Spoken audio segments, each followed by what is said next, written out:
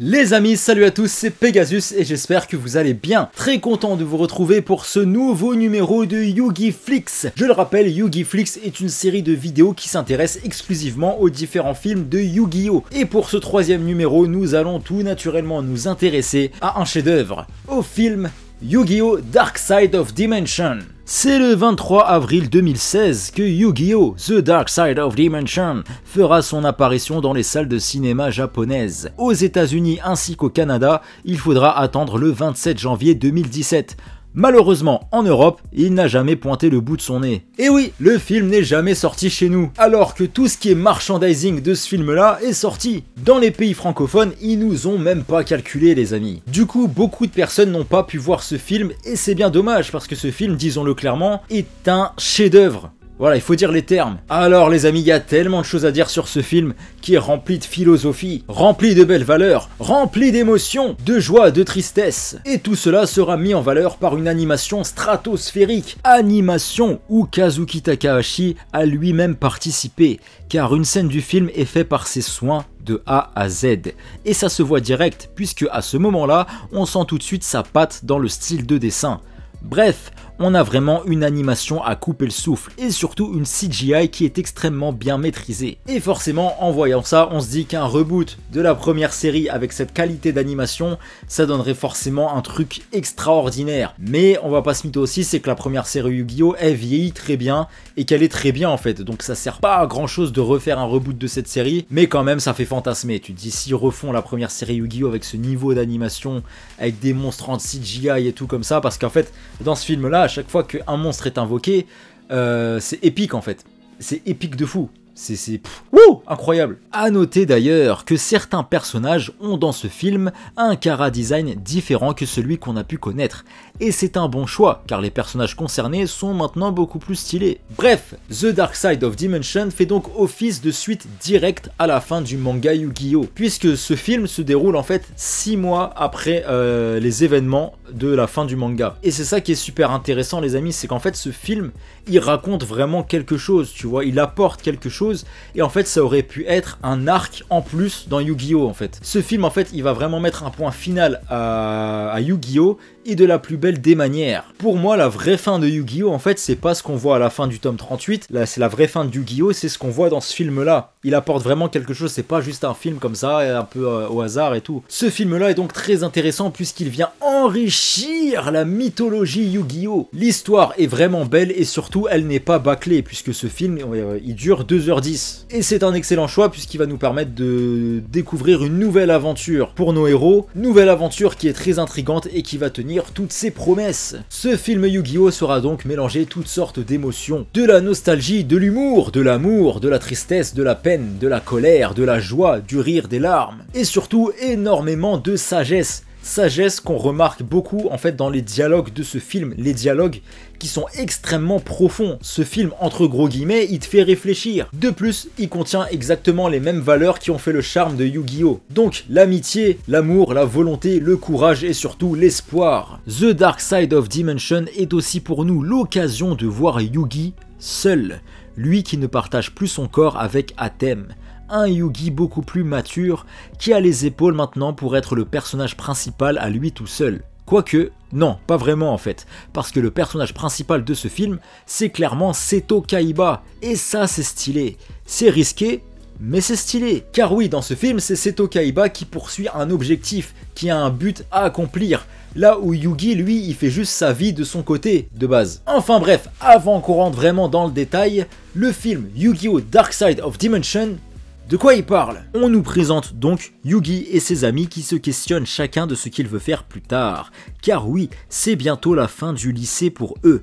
Des moments donc très feel good qui sont un mélange de nostalgie, de joie et de tristesse pour nous, le spectateur. De son côté, Seto Kaiba, lui, va s'adonner à des recherches. Il veut récupérer le puzzle du Millennium. Il veut pouvoir affronter Atem à nouveau. Car oui, Seto Kaiba, il est persuadé que s'il retrouve le puzzle du Millennium et qu'il arrive à le remonter, que Atem, en fait, il va redébarquer et qu'il va pouvoir l'affronter à nouveau. Et Kaiba, on va pas se mytho, il est un petit peu à l'ouest. Enfin bref, affronter Atem est une obsession pour Kaiba, et il le dira d'ailleurs lui-même. Tant que je n'aurai pas vaincu Atem, son fantôme continuera d'hanter ma conscience. Pour pouvoir l'affronter, il a mis au point un nouveau système de duel disque, pouvant entrer en contact avec nos souvenirs, ce qui lui permet d'affronter Atem encore et encore. Néanmoins, ce n'est pas pareil pour Seto, il ne veut qu'une chose, affronter à nouveau le vrai pharaon. Kaiba en fait c'est clairement une ex qui lâche pas l'affaire. Néanmoins, Seto Kaiba réussira à déterrer le puzzle du Millennium qui était en morceaux, et grâce à sa technologie, il pourra le remonter. Sauf que, il n'est pas le seul à s'intéresser à cet objet. Un certain Aigami le désire aussi. Aigami de son vrai nom, Diva. De là, les deux vont se battre en duel. Aigami qui est donc l'antagoniste de ce film. Antagoniste qui n'est pas foncièrement mauvais au final, bien au contraire, comme la plupart des antagonistes de Yu-Gi-Oh en fait. Et ce côté est très bien respecté, et je vous le dis, le personnage de Aigami m'a vraiment fait kiffer, tant sur son chara design, son attitude, son histoire, et même son deck. Car vous le savez, ceux qui jouent au jeu de cartes Yu-Gi-Oh, que le deck cubique, au final, il est vraiment très cool à jouer et peut s'avérer assez fort. D'ailleurs les amis, je vais sûrement vous sortir un deck profile cubique. Aigami est partagé entre lumière et ténèbres, il a un passé tourmenté, son histoire est triste, et surtout super bien racontée. Le personnage est vraiment bien écrit en plus d'être stylé. Et la tournure que le scénario prendra à cause de lui est ouf et saura nous toucher en plein cœur. D'ailleurs les amis, n'hésitez pas à me dire en commentaire si une vidéo l'histoire de Aigami vous intéresse. Bref, leur duel sera finalement interrompu. Kaiba repartira avec le puzzle du Millennium qu'il pourra reconstruire grâce à sa technologie. Technologie Kaiba Corp qui a finalement beaucoup évolué en 6 mois. Maintenant, Seto Kaiba peut faire des allers-retours dans l'espace, au calme. Car oui, bien évidemment, Seto Kaiba, il se devait d'aller dans l'espace pour que le puzzle du Millennium soit remonté. Ah, Seto Kaiba, il vit vraiment trop pour les caméras. Hein. Sauf que, une fois le puzzle monté, il s'apercevra qu'il manque de pièces. Pièces que Aigami aura réussi à dérober. Toutefois, Aigami n'a qu'une seule pièce en sa possession, car il a donné la deuxième à sa sœur qui s'appelle Sera. Et cette Sera ira voir Yugi pour lui donner la pièce du puzzle, car il n'y a que Yugi qui puisse faire en sorte que le pharaon revienne à la vie, étant son réceptacle. Sera qui demandera aussi à Yugi de entre guillemets sauver son frère Diva, lui qui est aveuglé par la vengeance et la tristesse. Diva, sous le pseudo Aigami donc, va essayer de forger une amitié avec Yugi et le reste de ses amis. Et il s'intéresse particulièrement à Bakura, qu'il croit responsable de la mort de son père adoptif, Shadi. Car oui, dans ce film, on nous montrera enfin comment Bakura a obtenu l'anneau du Millennium. Il a tout simplement suivi son père en Égypte, donc son daron qui avait entendu parler d'un trésor en Égypte, donc l'anneau du Millennium, etc., qui s'est rendu là-bas et qui va tout faire pour aller le chercher, sauf que Bakura, il a suivi son père. Le père de Bakura apparaîtra donc auprès de Shadi pour essayer de lui acheter l'anneau du Millennium. Et d'ailleurs cette scène est très belle puisqu'elle montre un contraste affligeant entre un homme sage, pieux, qui n'a que faire du matériel, et un homme en train de sombrer dans la folie qui pense que l'argent peut tout acheter. Bref, de là, Shadi va dire au daron de Bakura « Écoute, t'as qu'à essayer l'anneau et c'est lui qui décidera ». Sauf que les ténèbres dans l'anneau vont grièvement blesser le père de Bakura, et de là, celui-ci va sortir de sa cachette et sera contrôlé par l'anneau et va tuer Shadi. Bien entendu sous les yeux de Diva. De là, Diva nourrira une haine envers Bakura et désire qu'une chose, se venger. Sauf qu'il va vraiment réaliser que Bakura en fait n'est en rien responsable de ce bordel, et il va même être touché par la pureté de celui-ci. Mais apparaîtra alors Mani, un pote d'Aigami, qui a en sa possession l'anneau du Millennium. Comment ça se fait? Bah en fait il a réussi à le retrouver enfui dans les bas-fonds du temple du pharaon, car la Kaiba Corp, ils ont creusé un trou pour obtenir le puzzle du Millennium, mais ils ont pas rebouché ces cons. Et de là ça va partir en cacahuète et Bakura disparaîtra dans une autre dimension. De son côté, Kaiba enlèvera Diva car il souhaite obtenir les pièces manquantes du puzzle. Il apprendra ensuite que Yugi a la dernière pièce et va donc l'inviter à la cérémonie de présentation de son nouveau duel disque avec réalité virtuelle de ouf, etc. Et un tournoi mettant en jeu le puzzle du Millennium sera organisé au passage. De là, Yugi affrontera en duel Diva sous les yeux de Seto Kaiba. Duel incroyable que Yugi remportera. Il a désormais en sa possession les 2 pièces manquantes du puzzle. Et là, Kaiba défiera en duel Yugi en mode « Si je te bats, tu reconstruis le puzzle et tu appelles Atem pour que je puisse lui botter les fesses. » Et les amis, le duel entre Yugi et Kaiba, il faut dire les termes, il est stratosphérique. On a carrément en fait l'impression d'avoir un duel entre Atem et Kaiba, tu vois. Ce qui montre encore une fois à quel point le personnage de Yugi a pu évoluer et limite atteindre autant de charisme que Atem, tu vois. Yugi a gagné en charisme, en puissance, en maturité. Il est trop frais! Mais au cours du duel, Yugi ira rassembler le puzzle du Millennium pour montrer à Kaiba une chose, que même si le puzzle est reconstruit, Atem ne reviendra pas. Celui-ci ne fait plus partie de ce monde. Et là, Kaiba il va faire une tête les amis, miskin, son rêve il tombe à l'eau. Pourtant, il ne perd pas espoir. Il se dit que s'il fait la misère à Yugi, Atem sera forcé d'apparaître.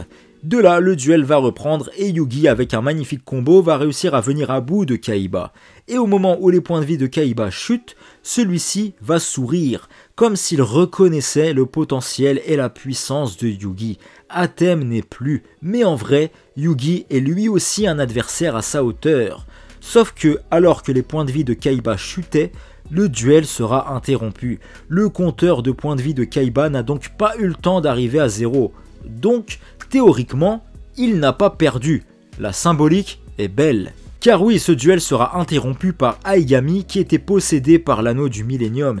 Et là par contre, ils lui ont fait un design de monstre dégueulasse. J'ai pas compris, ils ont réussi à faire plus moche que Zark dans Yu-Gi-Oh! Arc 5. Je suis choqué et déçu. Bref, de là s'engagera un duel à 3 entre d'un côté le Aigami dégueulasse et de l'autre Yugi et Kaiba qui vont se battre côte à côte. Bordel, les frissons à ce moment-là. Mais nos héros seront en très grande difficulté et Kaiba n'aura d'autre choix que de se sacrifier pour infliger des dommages à Aigami. Et juste avant de disparaître, Kaiba donnera le puzzle du Millennium à Yugi et lui dira « Appelle-le ». En parlant de Atem, Kaiba sait, il sent que Atem n'est pas loin et qu'il va apparaître. Et il ne s'est pas trompé, puisque au moment où Yugi devra jouer, celui-ci sera trop faible et commencera à tomber dans les pommes. Et là les amis, là, on a une entrée en scène de Atem qui est juste incroyablement épique. Celui-ci va apparaître à la place de Yugi, piochera une carte, la jouera et détruira Aigami, ramenant ainsi la paix et la lumière dans ce monde. Atem qui à ce moment-là n'a pas dit un mot, on n'entend pas sa voix en fait dans tout le film. Et le mec n'a pas besoin de parler pour avoir de l'attitude, du charisme. Il est trop frais, merde. Et à noter d'ailleurs les amis que concernant l'apparition d'Atem, donc ça son entrée en scène à ce moment-là, bizarrement j'ai préféré le voir en anglais cette scène-là. Pourquoi je vous dis ça? Parce qu'en fait dans la version originale en japonais, au moment où Atem apparaît, t'as juste des bruitages, c'est silencieux, tu vois, il n'y a pas de musique et tout, bon c'est très épique, etc., c'est magnifique, il n'y a rien à dire. Mais par contre dans la version anglaise, ce qu'ils ont rajouté à ce moment-là, c'est qu'ils ont rajouté la musique de la saison 1 de Yu-Gi-Oh! Donc la musique qu'ils ont fait pour la série For Kids, tu vois. Mais forcément ça te marque, et quand Atem apparaît à la musique derrière, c'est une musique un peu orchestrale, hein, c'est un peu refait et tout. Donc c'est tellement des frissons. Franchement c'est des frissons les amis. C'est pour ça que moi j'ai préféré le voir en version anglaise, juste parce qu'il y avait cette musique derrière, là où dans la version japonaise c'est silencieux en fait, tout simplement. Bon, l'apparition du pharaon peut sonner un petit peu fanservice, mais bordel, ça marche trop. Et je vous raconte pas encore une fois les frissons que j'ai eu la première fois que j'avais vu ça. Oh là là, c'est trop. Bref, suite à ça, Atem et Yugi se regarderont et Atem s'en ira, détruisant au passage le puzzle du Millennium. La paix est donc revenue et Kaiba félicitera Yugi avec le sourire s'il vous plaît. Kaiba va lâcher un smile et ça c'est pas n'importe quoi quand même. Ce qui montre bien à quel point Kaiba maintenant il a reconnu la valeur du petit Yugi. Comme quoi il est très fort. Atem n'est plus là mais il y a Yugi qui peut faire l'affaire tu vois. Mais bon, Kaiba on le connaît, ça lui suffit pas, il lâche toujours pas l'affaire. Et ce Seto Kaiba il va même aller jusqu'à faire un truc de zinzin. Ce mec est complètement barjot les amis, je vous le dis. Son envie de combattre Atem elle vire vraiment à l'obsession maladive. Puisque grâce au cube dimensionnel de Diva, Kaiba a réussi à créer une technologie lui permettant de voyager à travers le temps, à travers les dimensions. Il décidera donc d'entreprendre un voyage dans le passé, au temps du pharaon, pour aller affronter son meilleur ennemi chez lui. Et là quand même on voit que Kaiba arrive à rentrer pépère dans le temple du pharaon, comme si Atem avait prévenu ses gardes et sentait que Kaiba allait débarquer. Et d'ailleurs, en voyant Kaiba arriver, Atem ne pourra s'empêcher de sourire, comme si lui aussi ça le démangeait d'affronter Seto Kaiba. Les deux vont se faire face, mais ne vont pas dire un mot. Ils n'ont pas besoin de se parler pour se comprendre, ils s'expriment à travers le duel. C'est beau bordel.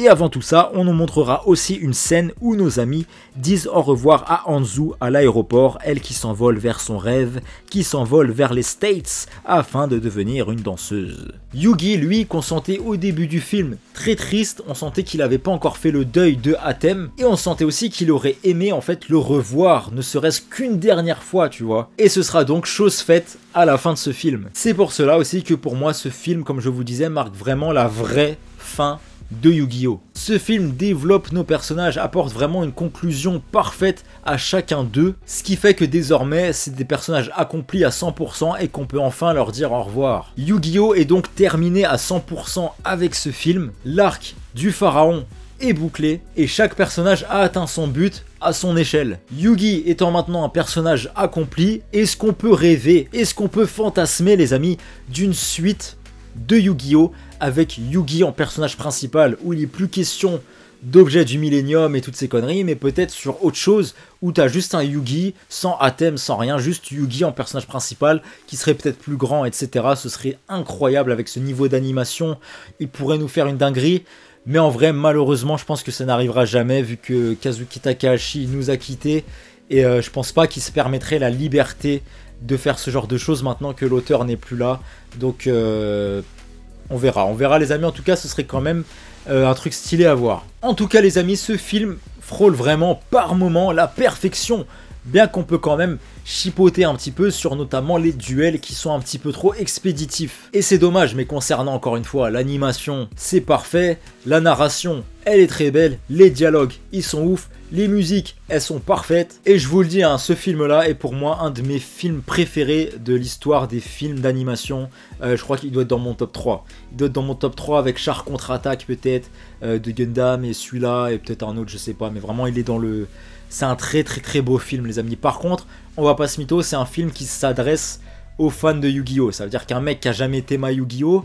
Il va regarder ce film, il va se dire ok c'est beau, mais je comprends rien frère. Bon, en même temps c'est normal tu vois, mais voilà, c'est vraiment un film qui fait plaisir aux fans et de la plus belle des manières. Et ce film au final, si je dois le qualifier en un adjectif, ce serait émouvant. Voilà, c'est vraiment un film émouvant. Puisque au début, on se tape des barres, après on pleure, après on a un sentiment de nostalgie, tu vois. Après on rigole, après on reverse des larmes. Enfin, il est vraiment... Les émotions, elles font ça dans ce film et tu t'ennuies jamais. Il passe très vite et il est magnifique. Il est vraiment magnifique les amis. En tout cas, n'hésitez pas à me dire en commentaire surtout ce que vous avez pensé de ce film les amis. Et si comme moi c'est un film qui vous a marqué, qui vous a conquis et que vous vous êtes regardé je ne sais combien de fois parce qu'il est vraiment très très très bien. En tout cas les amis, merci beaucoup d'avoir regardé cette vidéo. Quant à nous, on se retrouve très vite sur la chaîne comme d'habitude pour plein d'autres vidéos manga, animés, etc. Plein de vidéos sur Yu-Gi-Oh qui vont arriver, elles sont presque prêtes là, donc voilà, j'ai plein de trucs Yu-Gi-Oh qui sont prévus, qui vont sortir les amis, donc restez branchés. Quant à nous, du coup, on se retrouve très vite. D'ici là les amis, surtout prenez soin de vous, à bientôt. Salut!